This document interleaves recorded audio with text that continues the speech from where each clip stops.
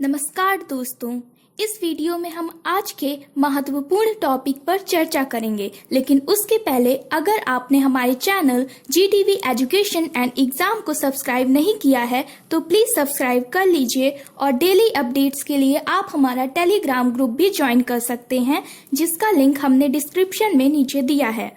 तो चलिए अब शुरू करते हैं।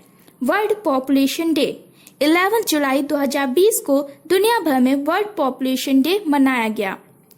अब यह क्यों मनाया जाता है, इस पर ध्यान देते हैं। जब 11 जुलाई 1987 को दुनिया की आबादी 5 बिलियन तक पहुंच गई तो इसे संयुक्त राष्ट्र द्वारा 5 बिलियन डे के रूप में मनाया गया। इससे प्रेरणा लेते हुए 1989 में पहली बार संयुक्त राष्ट्र के विकास कार्यक्रम की तत्कालीन गवर्निंग काउंसिल ने जनसंख्या मुद्दों की तत्कालिकता और महत्व के प्रति दुनिया का ध्यान आकर्षित करने के लिए हर साल 11 जुलाई को विश्व जनसंख्या दिवस के रूप में मनाने की पहल शुरू की। जैसे ही जनसंख्या विस्फोट गंभीर चिंता का विषय के रूप में केंद्र मंच पर ले जाने लगा, विश्व जनसंख्या दिवस के विषय महिलाओं के बच्चे पैदा करने में होने वाली स्वास्थ्य समस्याओं और परिवार नियोजन, लिंग समानता, गरीबी, मातृ स्वास्थ्य और मानव अधिकारों के महत्व पर केंद्रित थे। वर्तमान वैश्विक जनसंख्या 7.8 बिलियन और 2050 तक 9 बिलियन लोगों का अनुमान है। जनसंख्या में भारी वृद्धि की पहचान कई देशों में विकासात्मक चिंताओं का कारक है। यह विकासशील और कम विकसित देशों के लिए अधिक विशिष्ट हो जाता है। इसलिए विश्व जनसंख्या दिवस सर्वोपरि है, क्योंकि यह बढ़ती जनसंख्या की समस्याओं को उजागर करता है और पर्यावरण और ग्रह पर अधिक जनसंख्या के प्रभावों के बारे में जागरूकता बढ़ाता है। विश्व जनसंख्या दिवस 2020।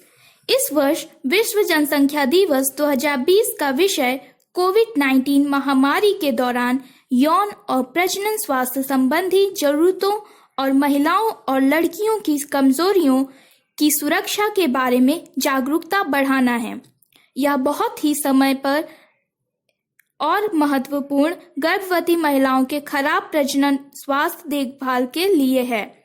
संयुक्त राष्ट्र जनसंख्या कोष UNFPA के एक अध्ययन से पता चला कि प्रसव के दौरान हर दिन 800 महिलाओं की मौत हो जाती है। UNFPA के शोध में कहा गया कि अगर स्वास्थ्य सेवाओं में लगातार बड़े व्यवधान के साथ 6 महीने तक तालाबंदी जारी रहती है तो निम्न और मध्यम आय वाले देशों में 47 मिलियन महिलाओं को आधुनिक गर्भ निरोधकों तक पहुंच नहीं हो सकती है। यह बदले में 7 मिलियन अनपेक्षित गर्भाधारण को जन्म देगा। इससे लिंग आधारित हिंसा, महिला जननांग विकृति और बाल विवाह में वृद्धि हो सकती है और इस प्रकार महिलाओं के स्वास्थ्य की स्थिति को बढ़ाने में इस प्रकार प्राप्त होने वाले परिवर्तनिक परिणामों की धमकी दी जा सकती है। इस प्रकार इस वर्ष के विश्व जनसंख्या दिवस के लिए समर्पित विषय अपने प्राथमिक उद्देश्य और महत्वपूर्ण महत्व के साथ लोगों को उनके यौन और प्रजनन स्वास्थ्य को बढ़ावा देने और परिवार नियोजन के महत्व के प्रति जागरूकता और वकालत सुनिश्चित करने के लिए महत्वपूर्ण मानते हैं। भारत की चिंता। विश्व जनसंख्या दिवस पर भारत के लिए चिंताएं स्पष्ट हैं। इसमें विश्व का मात्र 2% भूस्खलन, 16% वैश्विक जनसंख्या है। 2001 और 2011 की जनगणना के बीच देश ने अपनी आबादी में 18% अधिक लोगों को जोड़ा, लगभग 181 मिलियन में अनुवाद किया। यह 2019 तक लगभग 1.37 बिलियन की अनुमानित जनसंख्या वाला दुनिया का दूसरा सबसे अधिक आबादी वाला देश है। संयुक्त राष्ट्र के आर्थिक और सामाजिक मामलों के जनसंख्या विभाग के अनुसार भारत की आबादी अगले 3 में लगभग 273 मिलियन लोगों को जोड़ने की उम्मीद है। अगले 7 वर्षों के भीतर चीन की आबादी दशकों और उससे अधिक है।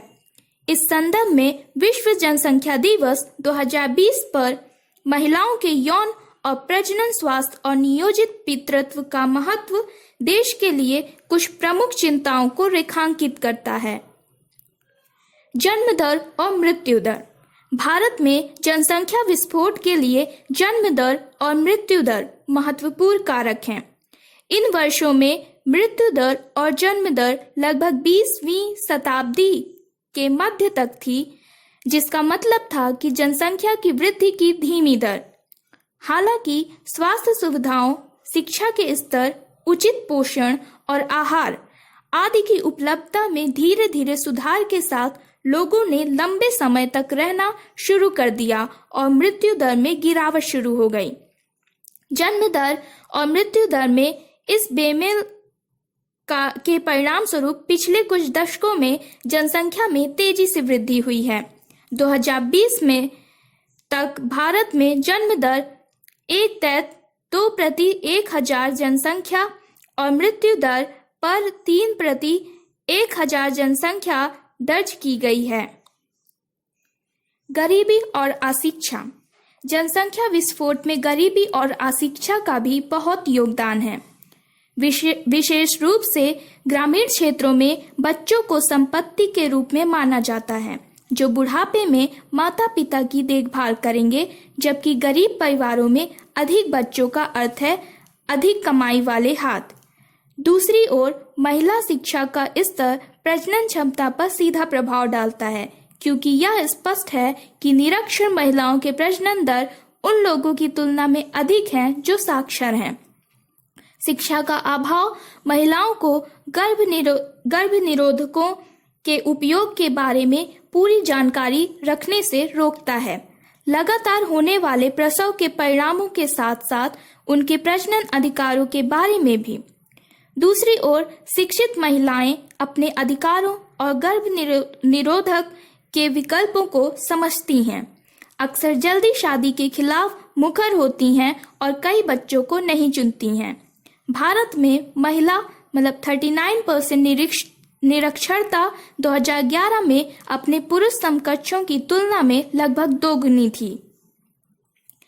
कुल उपजाऊ फर्टिलिटी रेट, कुल प्रजनन दर TFR उनके प्रजनन वर्षों के दौरान महिलाओं के लिए पैदा होने वाले बच्चों की औसत संख्या है।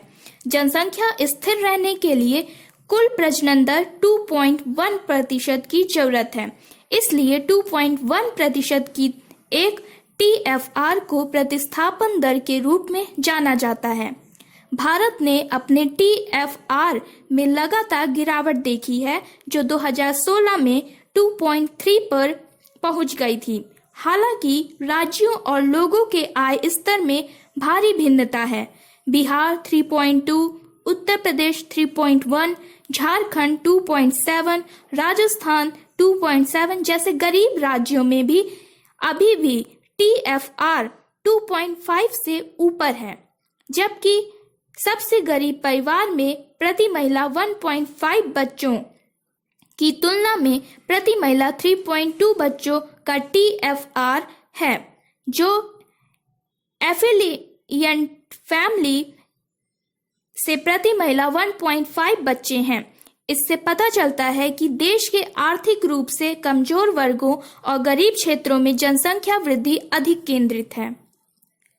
भारत में दुनिया में सबसे ज्यादा युवा आबादी है, यानी कुल आबादी का लगभग 28%। इस युवा क्षमता को अक्सर जनसांख्यिकी लाभांश के रूप में संदर्भित किया जाता है, जिसका अर्थ है कि यदि देश में उपलब्ध युवा गुणवत्तापूर्ण शिक्षा और कौशल प्रशिक्षण से लैस हैं, तो वे न केवल उपयुक्त रोजगार प्राप्त करेंगे, बल्कि आर्थिक विकास के लिए भी प्रभावी रूप से योगदान कर सकते हैं। देश में हर साल लगभग 25 मिलियन लोग कार्यबल में प्रवेश करते हैं, लेकिन केवल 7 मिलियन ही नौकरियों को सुरक्षित करने में सक्षम होते हैं। जिसके परिणाम स्वरूप बड़ी बेरोजगारी दर होती है। आज देश में लगभग 18% युवा श्रम बल बेरोजगार है और कुल युवाओं का लगभग 33% रोजगार शिक्षा और प्रशिक्षण NEET में नहीं है, जो दुनिया में सबसे अधिक है। युवाओं का यह विशाल बेरोजगार और NEET श्रेणी जनसांख्यिकी लाभांश को भारत के लिए जनसांख्यिकी आपदा में बदल रहा है। जनसंख्या वृद्धि लगातार गरीबी, भूखमरी और कुपोषण की समस्या को दूर करने और असीमित संसाधनों के साथ स्वास्थ्य और शिक्षा की बेहतर गुणवत्ता प्रदान करने में एक बाधा के रूप में कार्य करती है। कोविड-19 ने आरोप लगाया है कि इन चुनौतियों ने संयुक्त राष्ट्र सतत विकास लक्ष्यों SDG की समय पर प्राप्ति पर भी चिंता व्यक्त की है। परिवार नियोजन जनसंख्या में एक स्थिर वृद्धि सुनिश्चित करने के लिए एक प्रभावी उपकरण है, जो बदले में इनमें से कुछ SDG की उपलब्धि के लिए महत्वपूर्ण है।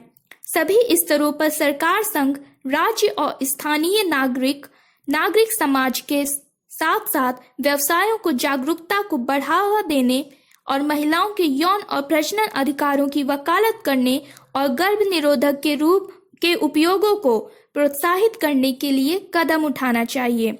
यह सुनिश्चित करने में एक लंबा रास्ता तय करेगा कि जो बच्चा पैदा हुआ है वह देश के लिए एक संपत्ति साबित होगा, क्योंकि सभी शोध से पता चलता है कि परिवार नियोजन और कल्याणकारी उपायों में निवेश करने पर प्रति रुपए खर्च WIZ-AE पर महत्वपूर्ण लाभ होते हैं।